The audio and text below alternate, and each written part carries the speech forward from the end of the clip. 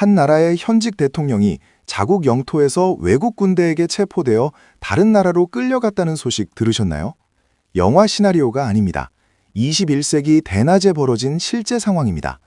전 세계가 경악한 이 사건의 주인공은 바로 베네수엘라의 마두로 대통령과 그를 체포한. 도대체 미국은 왜 이런 무리수를 뒀으며 이 사건 뒤에는 어떤 거대한 음모가 숨겨져 있을까요? 오늘은 전 세계를 충격에 빠뜨린 미국의 베네수엘라 마두로 대통령 체포 사건의 전말과 그 숨겨진 진짜 의도를 아주 깊이 있게 파헤쳐 보려 합니다. 지난 1월 3일이었죠. 도널드 트럼프 미국 대통령의 지시로 미군 특수부대가 베네수엘라의 수도 카라카스에 전격 진입했습니다. 작전은 순식간에 이루어졌고 그들은 니콜라스 마두로 대통령을 체포해 군용기에 태워 곧바로 미국 뉴욕으로 압송해버렸습니다. 한 국가의 대통령이 마치 범죄자처럼 수갑을 차고 타국으로 끌려가는 모습은 전 세계 뉴스 헤드라인을 장식하며 엄청난 파장을 일으켰습니다. 미국이 내세운 표면적인 체포 이유는 아주 명확했습니다. 바로 마약 테러 혐의와 미국 내 코카인 유통을 주도했다는 죄목이었습니다. 실제로 마두로 정권은 오랫동안 마약 카르텔과 결탁해 막대한 부를 축적했다는 의혹을 받아왔고 미국은 그를 현상금까지 걸린 수배자원 지정했었습니다. 하지만 여러분, 단순히 마약 문제 하나 때문에 미국이 국제법 위반이라는 비난을 감수하면서까지 타국 대통령을 납치하듯 체포했을까요? 전문가들은 고개를 젓습니다. 이번 사건의 이면에는 석유라는 검은 황금과 강대국들의 치열한 패권 다툼이 복잡하게 얽혀있기 때문입니다. 베네수엘라는 전 세계에서 원유 매장량이 가장 많은 나라 중 하나입니다. 사우디아라비아보다 더 많은 석유가 그 땅 밑에 잠자고 있습니다. 트럼프 대통령은 과거부터 석유 자원에 대한 욕심을 숨기지 않았고 이번 체포 작전 직후에도 베네수엘라의 석유를 언급하며 본심을 드러냈습니다. 미국 입장에서는 자신들의 앞마당이나 다름없는 중남미 지역에서 반미 노선을 걷는 마두로 정권이 눈에 가시였을 겁니다. 게다가 최근 중국과 러시아가 베네수엘라에 막대한 자금을 투자하며 영향력을 키우고 있었는데 미국은 이를 더 이상 두고 볼 수 없었을 것입니다.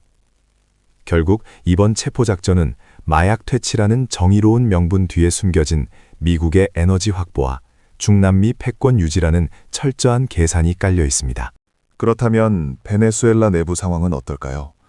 마두로가 잡혀갔으니 이제 국민들은 독재에서 해방되어 행복해질 수 있을까요?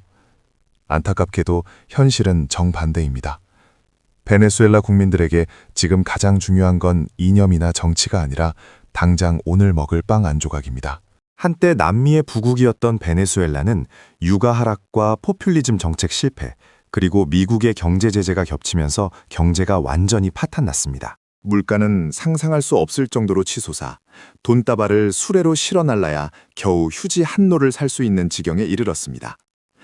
국민들의 평균 체중이 10kg 이상 줄어들 정도로 식량난이 심각하고 병원에는 약이 없어 환자들이 죽어가고 있습니다. 이런 상황에서 대통령의 체포는 사회적 혼란을 가중시키고 치안 공백을 만들어 약탈과 폭력을 부추길 가능성이 매우 높습니다.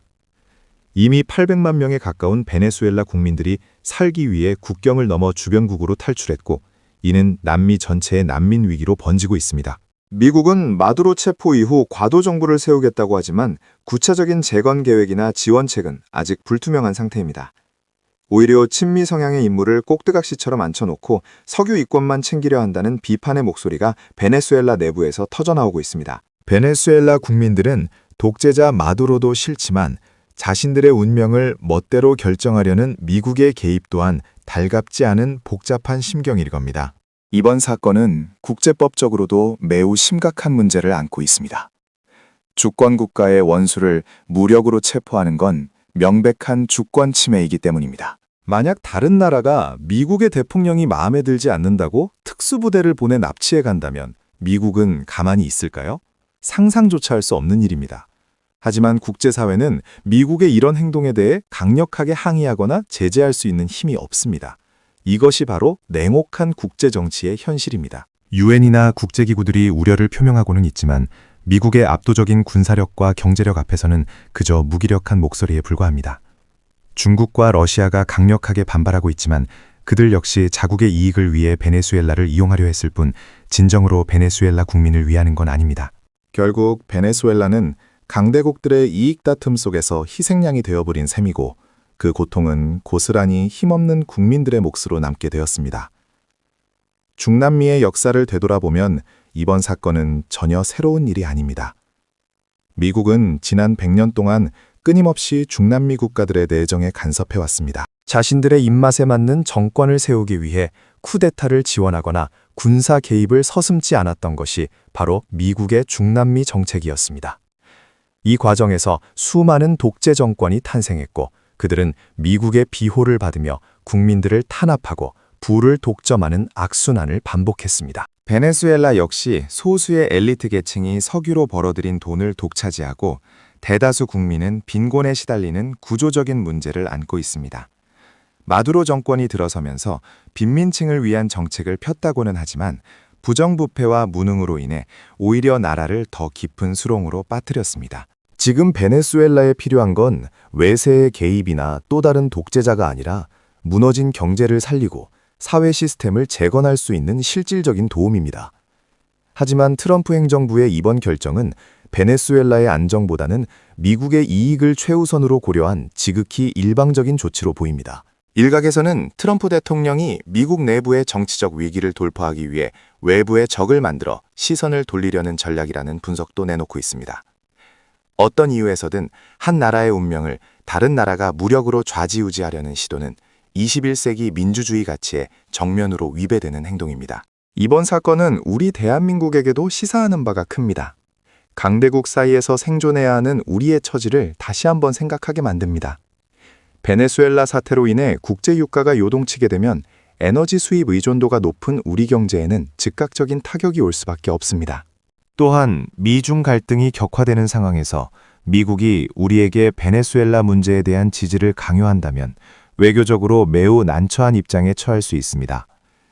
우리는 미국의 동맹국이지만 동시에 중국과도 밀접한 경제관계를 맺고 있기 때문에 어느 한쪽의 편을 들기가 쉽지 않은 것이 현실입니다. 정부는 이번 사태의 추이를 면밀히 지켜보면서 국익을 최우선으로 하는 신중하고도 현명한 외교 전략을 수립해야 할 것입니다. 단순히 강대국의 논리에 휩쓸리지 않고 국제법과 원칙을 지키면서도 우리의 목소리를 낼 수 있는 외교적 역량이 그 어느 때보다 필요한 시점입니다. 베네수엘라의 비극은 먼 나라의 이야기가 아닙니다. 힘이 없으면 언제든 강대국의 논리에 의해 운명이 결정될 수 있다는 냉혹한 교훈을 줍니다. 지금 이 순간에도 베네수엘라의 거리에는 내일의 생존을 걱정하는 수많은 사람들이 있습니다. 그들의 눈물과 고통을 우리는 잊지 말아야 합니다.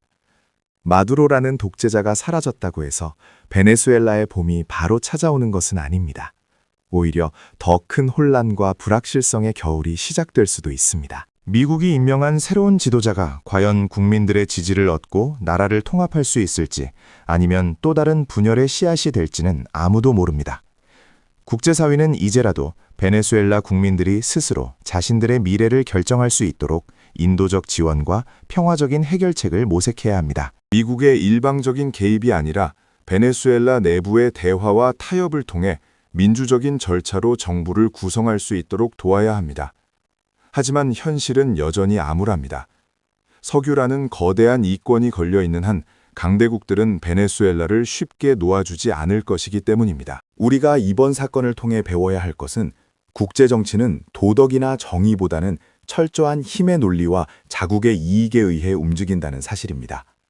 그렇기에 우리는 스스로를 지킬 수 있는 힘을 길러야 하고 국제정세의 변화에 민감하게 반응하며 우리의 길을 개척해 나가야 합니다. 베네수엘라의 혼란이 하루빨리 수습되어 국민들이 평범한 일상을 되찾고 더 이상 굶주림과 공포에 떨지 않는 날이 오기를 간절히 바랍니다. 오늘 영상은 여기까지입니다.